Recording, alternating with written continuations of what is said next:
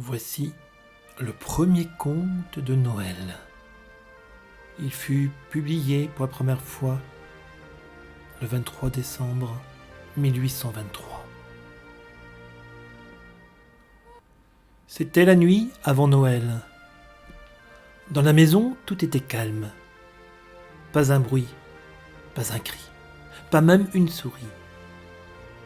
Les chaussettes bien sages, pendues à la cheminée, attendaient le Père Noël. Allait-il arriver ? Les enfants blottis dans leur lit, bien au chaud, rêvaient de friandises, de bonbons ou de gâteaux. Maman sous son fichu, et moi sous mon bonnet, et vous prêts à dormir toute une longue nuit d'hiver. Dehors, tout à coup, il se fit un grand bruit. Je sautai de mon lit, courais à la fenêtre, j'écartai les volets, j'ouvrais grand la croisée. La lune sous la neige brillait comme en plein jour. Alors, parut à mon regard émerveillé un minuscule traîneau et 8 tout petits rennes, conduits par un bonhomme si vif et si léger qu'en un instant, je suis sûr que c'était le Père Noël.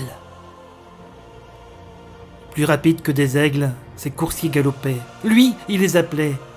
Il sifflait, il criait « Allez, fougueux! Allez, danseurs, fringants, et puis renardes! En avant, comète! Cupidon, en avant! Tonnerre, éclair! Allons, allons! Au-dessus des porches, par-delà les murs! Allez, allez, plus vite encore !» Comme des feuilles mortes poussées par le vent, passant les obstacles, traversant le ciel, les coursiers volaient au-dessus des toits, tirant le traîneau rempli de jouets pour les enfants. En un clin d'œil, j'entendis sur le toit le bruit de leurs sabots qui caracolaient. Le Père Noël d'un bond descendait par la cheminée. Il portait une fourrure de la tête aux pieds, couverte de cendres et de suie, et sur son dos, il avait une hotte pleine de jouets, comme un colporteur avec ses paquets. Ses yeux scintillaient de bonheur. Ses joues étaient roses, son nez rouge cerise. On voyait son petit sourire à travers la barbe blanche, comme neige.